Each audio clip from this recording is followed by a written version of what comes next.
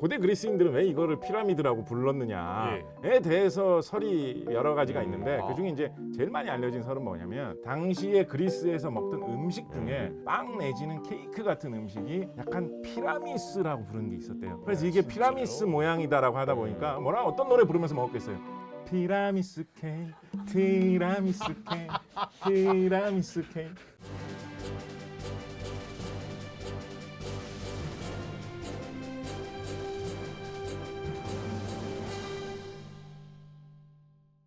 안녕하십니까, 아나운서 김준성입니다. 최근 이집트 피라미드 지하에서 거대 구조물이 발견됐다는 소식이 전해졌습니다.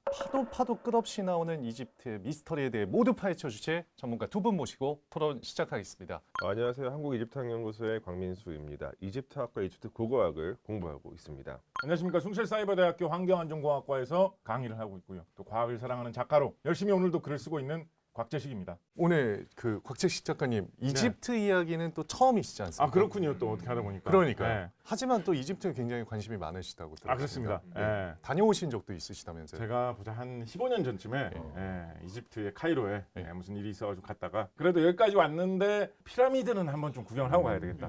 라고 해서 그 기자의 피라미드라고 하는 그 피라미드 있지 않습니까?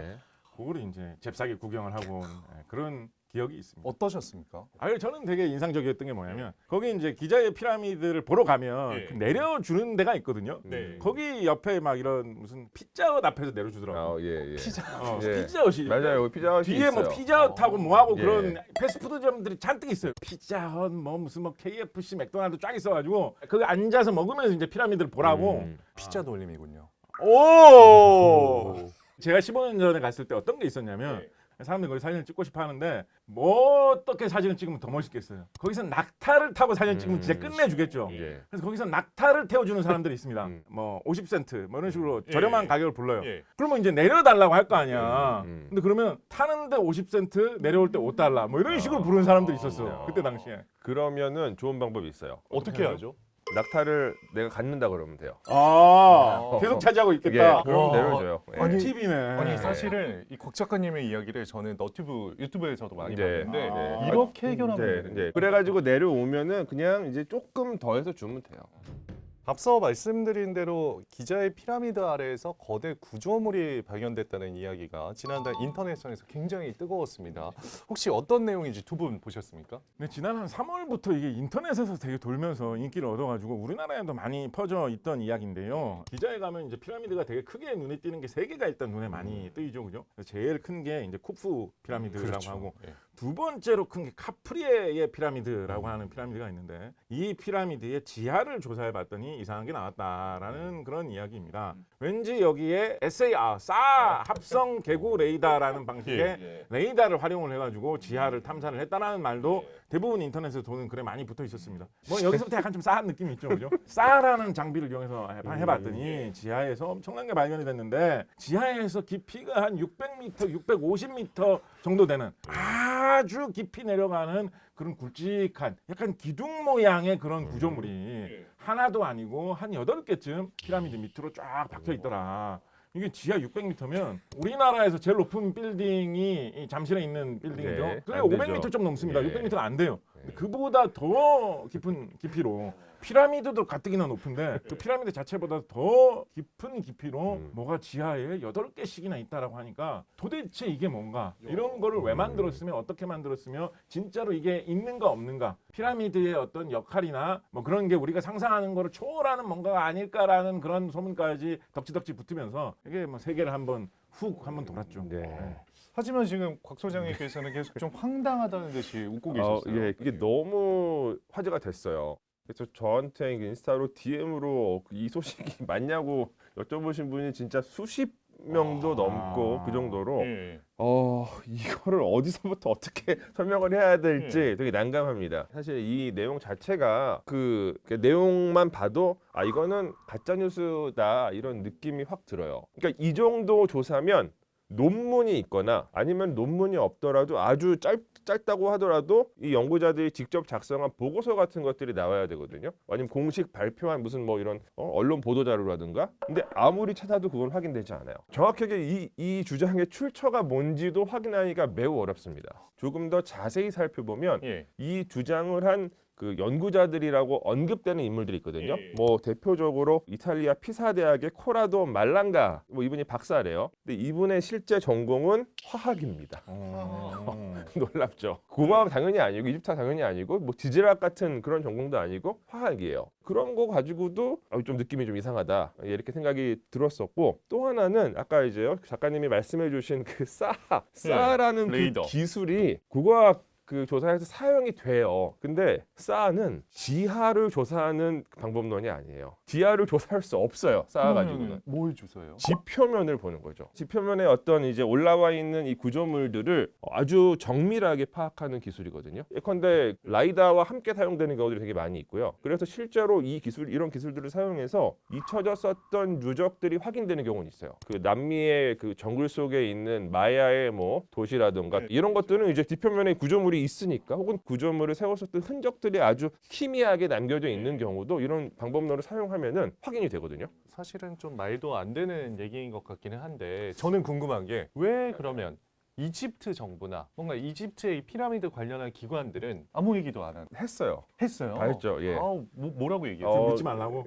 예, 이거 완전 말도 안 되는 소리다. 완전 가짜 뉴스다. 그러니까 문제가 뭐냐면, 이런 가짜 뉴스들은 이집트에 대해서 어느 정도 구체적인 지식만 있어도 쉽게 이건 말도 안 된다라고 판단할 수가 있는 것이, 카프라 피라미드 같은 경우는 과거부터 조사를 많이 했어요. 여기는 피라미드가 세워져 있고 피라미드 내부에 기반이 이렇게 조금 올라가 있어요. 완전히 여기를 다 평평하게 하지 않고 기존에 있었던 지형을 좀 활용해가지고 피라미드를 쌓은 흔적들이 확인이 되거든요. 그 얘기는 뭐냐? 피라미드의 이제 그 기반은 그냥 완전히 탄탄한 석회한 기반이다라고 이제 말씀드릴 수가 있고, 애초부터 피라미드는 엄청 단단한 대지 위에 세워집니다. 왜냐하면 이제 대지 밑에 뭔가 다른 구조물이 있으면 사실 그 정도의 어떤 이 하중을 이 지표가 견뎌낼 수 없죠. 말랑가 박사님 최대한 좀 이렇게 존중하는 의미의 생각을 해보자면, 기사를 잘 찾아보면 어떤 이야기가 있냐면 무슨 지진파 관련된 그런 조사, 진동과 관련된 조사도 했고 어쩌고 이런 말이 살짝 지나가요. 아까 말씀하신 대로 쌓는 위에서 내려다 봤을 때 어떤 변화가 조금이라도 있는지 알아보는 데 많이 쓸 수 있거든요. 네. 그리고 거기에다가 지진파 조사, 밑에 어떤 떨림이나 진동이 일어났을 때 어떻게 측정되는지 이런 걸 봤더니 카프라 피라미드 밑에 지질이 약간 조금 뭔가 이상해 보이는 점이 있는 것 같다라는 정도의 이야기를 아마 하기 시작했던 거 아닌가 싶은데, 그렇게 말하면 사람들이 별로 관심이 없잖아요. 그러니까 이제 이게 말이 좀 서서히 붙은 것 같아요. 뭔가 이렇게 굵직한 게 뭐가 이렇게 기둥 모양 같은 그런 느낌도 있는 것 같고 정도로 얘기했는데, 이제 기둥 모양이 있다. 기둥 모양이 8개 있다라는 식으로 기사가 나고, 기둥 모양이 8개 어떤 장치 같은 거를 몇백 미터 깊이로 누가 인공적으로 설치해 놓은 것 같다라는 식으로 이제 말이 좀 붙고, 거기다가 이제 상상도 그림까지 딱 붙으니까 뭔가 어떤 신비로운 거대 장치가 지하에 되어 있다라는 게 기정사실인 것처럼 좀 그런 식으로 서서히 과장된 이야기가 아닐까. 자, 근데 피라미드 관련된 뉴스를 볼 때 가장 주목해서 보셔야 될 부분은 이집트 관계 당국이 뭐라고 말하느냐예요. 그리고 실제로 아까 작가님 말씀하신 그런 조사가 만약에 실제로 이루어졌다면 이집트 관계 당국이 당연히 그 조사에 대해서 허가를 해줬다는 얘기거든요. 근데 허가를 해주지 않았다고 얘기했어요. 그런 건 없었다. 그런 조사조차 없었다고 관계당국이 얘기했어요. 왜냐하면 이집트에서 이 피라미드나 고고학 유적에 대해서 조사를 하려면 엄청나게 엄격한 심사 과정을 겪어야 돼요. 그러니까 이게 그냥 쉽게 허가를 받을 수 있는 게 아니에요. 이집트 정부가 꽉 잡고 있기 때문에. 거기다가 이제 피라미드에서 이런 조사를 하려면 최소한 드론을 띄워야 되는데, 드론 띄우는 거 안 돼요? 안 됩니다. 드론도 안 되는 예, 거예요? 엄청나게 그 허가 받기가 어려워요. 아니, 저는 그러면 갑자기 생각나는 게, 그 최근에 미스터 비스트라고 유튜브가 예, 맞아요. 이집트 피라미드 다녀와서 촬영한 영상을 올렸잖아요. 예. 이것도 허가를 다 받고 그거는 당연히 허가를 받은 정도가 아니라 이집트 정부에서 전폭적으로 지원을 한 것 같아요. 지원해 준 것 같다. 예. 거긴 미스터 비스트가 들어갔는데 소장님도 못 들어가 보셨죠? 못 가봤죠. 저는 못 가본 정도가 아니라 그 가운데 몇 군데는 전 영상으로도 한 번도 본 적이 없는 곳이에요. 도면이나 사진으로는 왜냐면 이제 고고학자들 조사를 했으니까 보고서 같은 걸 보면은 도면이나 사진이 있죠. 그래서 오 이런 공간이 있구나라고는 알고 있었는데 막 과거에 이제 뭐 그 BBC나 내셔널 지오그래픽 팀이 가서 이집트에서 다큐멘터리를 찍을 때도 공개되지 않았던 지역들인데, 그러니까 이게 정말 유튜브의 시대가 우리도 이제는 뉴스데스크보다 일사했고 100분 토론보다 10분 10분 토론. 토론. 짠 힘인 것 같아요. 우리 넘어가기 전에 하나만 얘기하고 오, 지나가면 그럼요. 말씀하시죠. 피라미드가 이게 되게 오래된 거잖아요. 그래서 이제 좀 재밌는 게 하나가 뭐가 있냐면 우리가 피라미드를 피라미드라고 부르지 않습니까? 근데 피라미드가 원래 고대 이집트에서 쓰던 말이 아닙니다. 피라미드가 원래 고대 그리스 사람들이 그걸 보고 피라미드라고 부르기 시작해가지고 그게 이제 뭐 유럽 중심으로 쭉 퍼져나가면서 세계에 다 퍼져가지고 지금 그걸 피라미드라고 부르게 됐는데, 아랍어권 이런 쪽에서는 중세 시대 이후로 거기를 하람 이런 식으로 불렸다. 하림, 하람, 하람 이런 식으로. 예. 옛날에 고대 이집트에서는 뭐 미르 이런 말을 썼던 것 같아요. 미르, 메르. 예, 고대 그리스인들은 왜 이거를 피라미드라고 불렀느냐에 대해서 설이 여러 가지가 있는데 그중에 이제 제일 많이 알려진 설은 뭐냐면 고대 그리스 시대라고 하면 이미 지금으로부터 2,000몇백 년 전 시대잖아요. 근데 그때 기준으로 봐도 거기서 다시 한 2,000년쯤 거슬러 올라가야지 피라미드가 있는 거거든요. 그렇죠. 쿠푸왕의 피라미드가 건설된 이후로 그 후로 3,800년 동안 그보다 더 큰 건물이 맞아요. 없었습니다. 예. 쿠푸 피라미드 같은 경우에 높이가 한 140m쯤 된다고 하죠. 우리 MBC 건물 높이가 70m 조금 넘습니다. 그거 조사하셨습니까? 그거 아세요? MBC 빌딩 보면 이렇게 돼 있고 위에 구름다리로 연결돼가지고 길 위로 지나가게 돼 있잖아요. 예. 제가 옛날에 MBC 처음 출연할 때 거기 지나가다 그때 신기해가지고 야 여기 높이가 얼마냐 조사를 해봤는데, 근데 쿠푸왕의 피라미드는 지금부터 4,500년 전 이상에 지었는데 그 2배를 지은 거예요. 엄청나게 높거든요. 고대 그리스 사람들이 이집트에 와가지고 그걸 보고 되게 놀랐겠죠. 그리고 집에 돌아가가지고 여러 가지 이야기를 하면서 그거가 어떻게 생긴 거다라고 이야기를 하는데, 당시에 그리스에서 먹던 음식 중에 빵 내지는 케이크 같은 음식이 약간 피라미스라고 부르는 게 있었대요. 그래서 이게 피라미스 모양이다라고 하다 보니까 뭐라 어떤 노래 부르면서 먹었겠어요. 티라미수 케이크, 티라미수 케이크, 티라미수 케이크. 진짜로. 아니 뭐 그 멜로디는 아니었겠지만.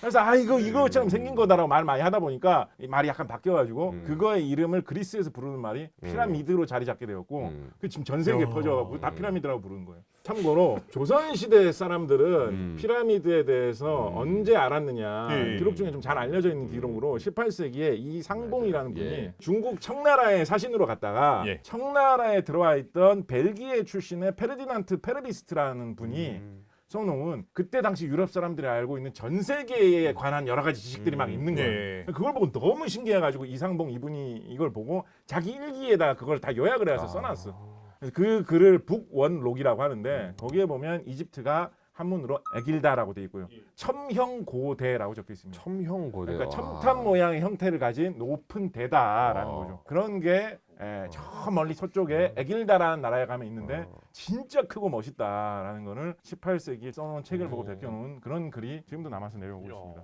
박 소장님도 처음 들어보셨어요? 그러니까 저도 이제 요 이상봉의 그 기록이 있다는 얘기는 예전에 들은 적이 있는데 첨형고대라는 표현을 지금 처음 들어봤어요. 일반적으로 이제 한자로 피라미드를 표현할 때는 금자탑이라고 하잖아요. 요즘에 그 의미를 모르고 쓰는 경우도 많이 있죠.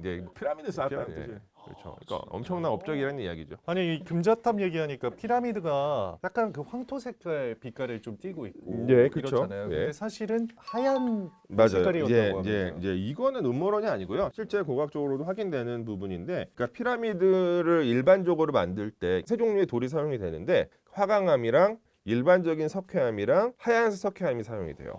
화강암은 그 피라미드 내부에 하중을 많이 받는 부분들, 뭐 통로라든가 방을 만들 때 이제 튼튼한 돌이다 보니까 화강암을 사용을 하고, 보통 피라미드의 몸체는 일반적인 석회암을 사용해요. 그래서 일반적인 석회암은 약간 이제 노란 색깔이 나죠. 그러니까요. 그런데 여기다가 이제 외장석이라고 해가지고 다 만들고 나서 겉을 이 중에 포장을 하는 거예요. 거의 완전히 하얀색인 석회암을 가지고 와서 이렇게 포장을 합니다. 근데 이제 그 돌 자체는 포장을 한 돌이기 때문에 비교적 내구성이 약하고 그래서 세월이 흐르면서 대체로 다 떨어졌고, 또 이후에 중세 시대 때는 도시를 이제 세우면서 중세 아랍인들이 거기 이제 좋은 돌들 많이 있잖아요. 가져다가 사용을 해요. 카이로를 세울 때. 그래가지고 이제 많이 지금은 사라진 상태인데 지금도 카프라 피라미드 같은 경우는 네. 피라미드의 상단부에 이렇게 껍질이 남겨져 있어요. 음. 그 껍질이 바로 그 외장석이고 예. 멀리서 보면은 돌 하나로 만든 것처럼 보였을 거예요. 이집트 피라미드를 지을 때 동서남북을 맞춰가지고 지었거든요. 그래서 위성 사진을 보면 이집트 피라미드가 이렇게 네모나게 딱 생겼습니다. 예. 왜냐하면 우리가 위성 사진 찍을 때 항상 위쪽을 북쪽으로 오른쪽을 동쪽으로 그림을 그리잖아요. 그쵸. 지도에서 봐도 딱 네모 반듯하게 딱 네. 나옵니다. 사진으로 봐도 야. 동서남북을 맞춰가지고 딱 예, 세워놨기 딱 때문에. 맞춰서 지어요. 예. 그리고 참고로 하나 말씀드리자면 피라미드의 입구는 언제나 북쪽에 있습니다. 왜 그렇죠? 이유는? 뭔가 북극성 뭐 이런 걸 생각하지 않았을까요? 맞아요. 예. 그러니까 그게 왜 그러냐면 피라미드 자체는 태양 신앙이랑 관련이 깊어요. 근데 이 태양 신앙은 이 피라미드가 지어지던 시점에는 아직 이집트에서는 완벽한 주류 이데올로기는 아니었어요. 그 피라미드가 계속 지어지는 과정을 통해서 태양 신앙이 이집트에서 이제 메인 이데올로기가 되는 것이고 예. 이 태양 신앙이 발전하기 이전 단계의 이집트에서는 별 신앙이 더 중요한데 그 별 가운데서도 북쪽에 있는 별. 극성. 왜냐면은 북쪽이 빈다니까 또. 아니 지지 않잖아요. 주극성이잖아요. 그러니까, 그걸 중심으로 모든 예, 별들이 그러니까 밤 돌죠. 동안에 보통 이제 지구가 자전하면서 별들이 이제 떴다가 지는데 예. 북쪽에 있는 별들은 지지 않아요. 야. 계속 떠 있어. 그렇기 때문에 뭐 영생 관련이 있다고 생각을 했었고 그래서 파라오가 죽고 나면은 저기 북쪽 하늘로 가서 저 것이다. 별과 동화가 된다고 생각을 했었기 때문에 그래서 이제 항상 북쪽이 중요했어요. 그러니까 이제 피라미드가 지어지기 이전 시대의 일종의 어떤 문화적인 잔존물인 거죠. 입구가 북쪽인 것은. 진짜 피라미드 얘기하면은 한도 끝도 없이 하루 종일 얘기할 수 있을 것 같기는 한데 피라미드 옆에 스핑크스와 관련된 이야기는 저희가 단 한 번도 다룬 적이 없거든요. 그렇죠. 이 스핑크스도 좀 미스터리한 구조물이다 뭐 이런 얘기 있던데 일단 스핑크스는 어떻게 지어진 건가요? 기자에 있는 그 스핑크스 있죠. 피라미드하고 같이 항상 그림에 같이 나오는. 그게 피라미드 앞에 있어가지고 사람들이 좀 별거 아닌 것처럼 생각하기 쉬운데 그 스핑크스 사실 엄청나게 큽니다. 예. 길이가 70m. 아, 높이는 한 20m 정도. 높이도 한 20m. 예, 이것도 예. 엄청나게 큽니다. 음. 우리나라에 있는 맞아요. 모든 석상 중에 그거보다 큰 거 없을 거예요. 그 그리고 그것도 엄청나게 오래된 거예요. 이집트 스핑크스를 얘기할 때 구분해야 될 부분이 뭐냐면 이집트에서는 스핑크스의 형태, 그러니까 사자의 몸에 그 사람의 머리를 하고 있는 요 조형물이 굉장히 많이 만들어져요. 많이 만들어지는데 그 스핑크스들은 대부분 다 크기가 엄청나게 크진 않아요. 그리고 대부분 길의 양 옆에다가 장식을 하는 용도로 사용이 되고 그리고 이 스핑크스들은 대부분 파라오를 나타냅니다.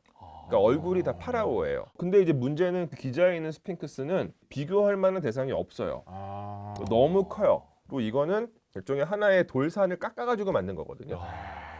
그렇기 때문에 모양은 스핑크스지만 뭔지 몰라요. 그리고 이 스핑크스는 정확하게 언제 만들어졌는지도 모르는데 왜냐하면 뭐 기록이 없기 때문이죠. 근데 이 놓여져 있는 위치상 그 스핑크스가 연결되어 있는 그 피라미드가 파라오 카프라를 표현한 것으로 보통은 얘기하는 가장 정설이고요. 그러니까 뭐 대략 기원전 2500년 경우에 만들어진 거죠. 만약 그게 맞다면. 근데 이제 여러 가지 고고학적인 정황상 이제 요 피라미드보다 조금 전에 만들어졌을 수도 있다라는 설명도 있어요. 그래서 카프라 말고 카프라의 아버지인 쿠프가 만들었을 수도 있다. 이렇게 설명되기도 합니다. 그다음에 전체적으로 이 기자 네크로폴리스를 지키는 수호신으로 역할을 이제 하는 것으로 보이는데 근데 사실 잘 몰라요. 근데 이 스핑크스에 대해서 우리가 알 수 있는 한 가지 단서가 있기는 해요. 뭐예요? 그 스핑크스를 이제 가보시면은 이 두 앞다리 사이에 비석이 하나 세워져 있거든요. 오. 이게 스핑크스에 관한 비석이에요. 예. 근데 문제는 이 스핑크스가 만들어지고 나서 한 1100년 정도 지난 시점에 이제 세운 비석이거든요. 그러니까 스핑크스는 이제 고왕국 시대의 유물인데 이 비석은 신왕국 시대 기원전 한 1400년경에 세운 비석이에요. 이 내용이 뭐냐면 내용이 좀 재미있는 게 신왕국 시대 투트모스 4세라고 하는 파라오가 이제 만든 비석인데 투트모스 4세가 왕자 시절에 꿈을 꿔요. 낮잠을 자다가 거기에 스핑크스가 나와요. 그러니까 이게 시기적으로 보면은 우리 현대 한국인들이 꿈꾸는데 저기 경주에 있는 석굴암 본전물이 나오는 거예요. 그 정도로 시간적인 이제 차이가 있는 이미 고대 유적인 거죠. 그 시기에도. 천년 전께 나온 거니까. 예, 나와가지고 스핑크스가 얘기를 해요. 야, 내가 지금 모래 속에 파묻혀 있어. 왜냐면 거기가 사막 지역이다 보니까 관리를 조금만 안 해도 모래가 금방 이제 파묻혀요. 야, 네가 가가지고 나를 모래 속에서 꺼내줘. 그러면 내가 너 파라오 만들어줄게. 너무 재밌다. 예, 그렇게 해서 투트모스 4세가 정리를 싹 했더니 정말 파라오가 됐더라. 해서 앞부분은 약간 파미형 영화 줄거리하고 좀 비슷한 것 같고. 그죠? 예. 근데 이제 여기서 네. 이 스핑크스가 꿈속에 처음에 나와가지고 자기를 소개해요. 나는 호르 엠 아케트다라고 오. 얘기를 하는데 이게 그렇죠. 뭐냐면 호르는 호루스 신을 의미하고요. 아. M은 전치사고 아케트는 지평선이에요. 나는 지평선의 호루스다.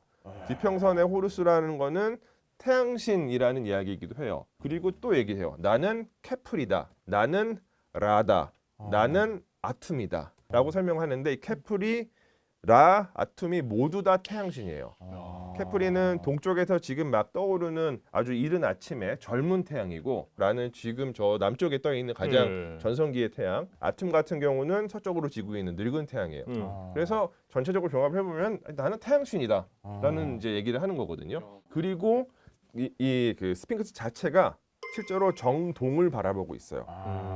그러니까 우리가 이 스핑크스를 진짜로 만든 고왕국 시대 이집트인들이 스핑크스를 뭐라고 불렀고 뭐라고 인식했는지를 알 수 없지만 적어도 신왕국 시대의 사람들은 스핑크스를 태양신과 관련 있는 상징물로 여겼을 것이다 이렇게 판단할 수가 있죠. 얼굴과 몸의 침식 정도가 좀 달라서 맞아요. 예, 예. 이것도 굉장히 신비롭다고. 그게 저는 사실은 그 뭐 제가 지질학 전공자 아니고 공학 전공자가 아니기 때문에 제가 갖고 있는 지식으로는 판단할 수 없지만 그 주장하는 분들이 있어요. 그러니까 예. 얼굴과 이제 원체가 달라서 원래 스핑크스는 그 사람의 머리로 만들어지지 않았고 다른 형상으로 만들어졌었는데 후대 사람들이 사람 형상으로 머리만 깎은 거다라고 설명을 하기도 하고 또 이 스핑크스에 나 있는 여러 침식의 흔적들이 비를 통해서만 생성될 수 있는 그 침식의 흔적이다라고 예. 주장을 하는 분들이 있는데 지금 그 기자 지역은 비가 오지 않거든요. 고대 이집트에도 비가 오지 않는 지역이에요. 근데 언제 비가 왔었냐? 한 12,000년 전에 비가 왔어요. 그러니까 스핑크스는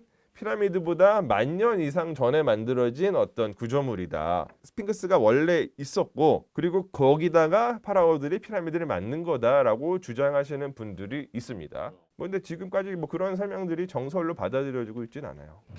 뭐 최근에 또 이런 뉴스가 있었어요. 103년 만에 파라오의 무덤이 발견됐다. 이거는 뭐 가짜 뉴스 아니고 진짜 뉴스예요. 그러니까 이거 진짜잖아요. 실제로 이제 무덤이 발견이 됐어요. 파라오의 무덤이라고 판단하는 것이 아주 합리적인 그런 이제 무덤이 발견이 됐고 투트모스 2세라고 하는 신왕국 18왕조 시대의 파라오의 무덤으로 지금은 이제 추정이 되고 있는데 예. 진짜 왕의 무덤일 이 가능성이 매우 높아요. 여러 가지 근거들이 있는데 이제 무덤이 만들어진 위치 거기 이제 왕들의 계곡에 있는 신왕국 시대의 왕묘들이 막 이렇게 산재해 있는 왕실 네크로폴리스 구역이 있어요. 근데 이게 뭐 계곡이 이렇게 하나의 계곡에 만들어지는 게 아니라 몇몇 계곡들에 쭉 만들어지거든요. 그래서 이 계곡들을 뭐 몇 개 이름으로 붙이는데 그 중에서 C라고 하는 그 공간에서 무덤이 이제 발견이 됐어요. 그러니까 왕들의 무덤들만 묻을 수 있는 그 공간에서 그렇죠. 발견됐기 아, 때문에. 그렇죠. 명당 자리에서. 예. 아, 그리고 무덤이 구조도 18왕조 초반에 왕묘를 만드는 그 구조로 무덤이 만들어졌어요. 구조도 비슷하고. 그리고 보통은 이제 무덤 속에는 왕의 이름이 잔뜩 쓰여져 있는데 손상이 되게 많이 돼 있어요. 그래가지고 이제 벽면에서 이제 파라오의 이름이 확인되지 않았는데, 근데 이 무덤은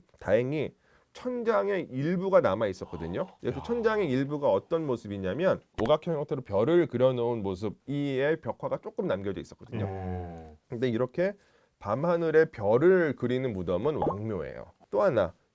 그러니까 무덤 속이 완전히 막 무슨 다 막 흙더미로 이제 이렇게 가득 차 있었는데 그래도 이 무덤을 전체 조사하는데 거의 한 3년 정도 걸려요. 어떻게 조사를 하냐면 부분 거기에서 이제 흙을 다 끄집어내서 당연히 이 흙은 어디에서 나온 거다라는 것을 기록을 해놓고 이 흙들을 다 채질을 해요. 그럼 이제 거기 무덤 속에 들어 있었던 무엇인가 유물들이 나올 수가 있죠. 그래서 나온 유물들 중에서 그 설화석고로 만든 용기가 있는데 그 용기에 이렇게 입술 부분에 글자가 쓰여져 있어요. 근데 거기에 투트모스 2세의 이름이 쓰여져 있고 이제 왕의 이름으로 쓰여져 있고 그리고 투트모스 2세의 이제 부인이 하셉수트예요. 하셉수트가 나중에는 파라오가 되긴 되거든요. 예. 근데 이 용기에 쓰여져 있는 하셉수트의 이름은 왕비로 쓰여져 있었어요. 이야.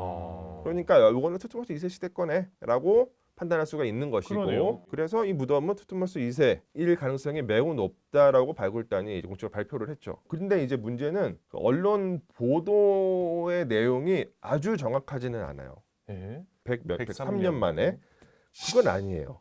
그러니까 그래요? 여기서 103년이라고 하는 기준은 1922년에 있었던 투탕카멘 무덤 발굴이거든요. 근데 그 1922년과 2025년 사이에 왕묘가 발견된 적이 있어요. 일단 1939년에 타니스라고 하는 지역에서 21왕조 시대, 22왕조 시대의 파라오들의 무덤이 발굴이 되었었고 그 가운데 일부는 도굴도 되지 않은 상태였어요. 그래요. 예. 그리고 또 비교적 최근에 2014년에 아비도스라고 하는 곳에서 그 13왕조의 이제 파라오인 소베크호테프의 무덤이 또 발견이 되었었고 또 정확하게 왕조가 몇 왕조인지는 분명하지는 않지만 분명하게 파라오인 세네브카이라고 하는 사람의 무덤도 확인이 됐어요. 그래서 103년 만에 왕묘가 발견됐다라고는 말할 수가 없어요. 근데 왜 만약에 이렇게 썼을까? 그렇게 얘기를 하려면 조금 더 이제 디테일해져야 돼요. 왕들의 계곡에서 103년 만에 왕묘가 발굴되었다라고 하면은 말이 되는 거죠. 막상 파봤더니 좀 도굴돼가지고 많이 털려 있더라라는 그런 이야기도 살짝 본 것 같은데. 도굴은 돼 있었어요. 예, 도굴은 다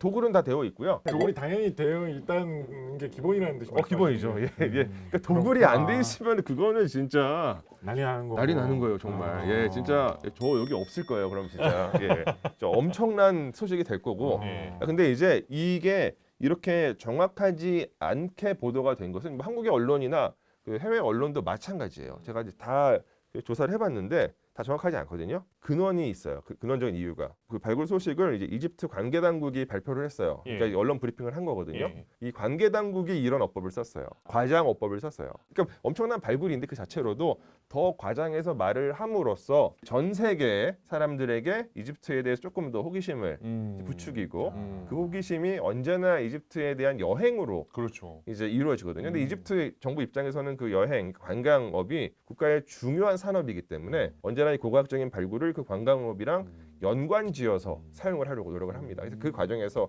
이루어진 과장된 어법이다 이렇게 말씀드릴 수가 있습니다.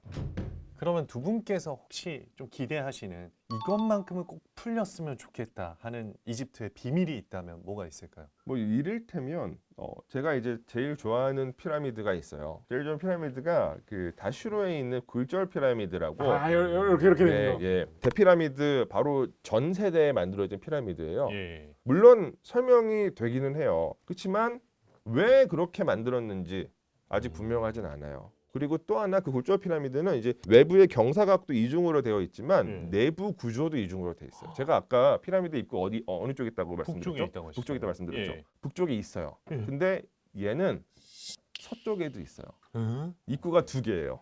통로도 두 개예요. 내부에 매장실도 두 개예요. 오. 알 수 없죠.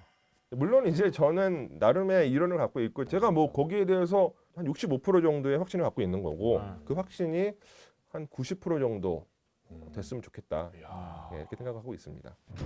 오늘 토론의 총평 들어보도록 하겠습니다. 저는 이집트에 대해서 우리가 생각을 할 때 이집트가 사실은 상당히 강대국이다라는 걸 좀 생각할 필요가 있다라고 봅니다. 이집트가 땅도 넓고요. 농사 잘 되는 땅도 있고 석유가 나는 곳도 있고 인구도 이집트가 1억이 넘죠. 맞아요. 그래서 기초 체력이 굉장히 튼튼한 나라입니다. 중동 지역에 평화가 찾아오고 많은 것들이 개발되기 시작하면 정말 강대국으로 자라날 수 있는 그런 저력이 있는 나라거든요. 그렇다 보니까 요즘 이집트의 여러 뭐 기업체나 정부에서 아시아 쪽 나라하고 교류를 하려는 그런 경향이 가끔 보일 때가 있습니다. 예. 최근에는 우리나라의 K9 자주포라는 무기를 조 단위로 이집트에 판매하기로 했었습니다. 우리나라의 이 맞아요. T-50계열의 제트기 오늘 수출하는 걸 염두에도 그 위에서 에어쇼도 피라미드에서 한번 했었죠. 그래서 지금 한 이집트 관계가 되게 가까워지고 있는 형국이거든요. 우리가 거기에 대해서 관심을 많이 가지면서 정말 이집트가 과거의 영광을 되찾을 정도로 강대국이 되는 그런 미래를 우리 한국과 함께 그려봐도 좋지 않겠느냐 이런 말씀을 한번 드려보고 싶습니다.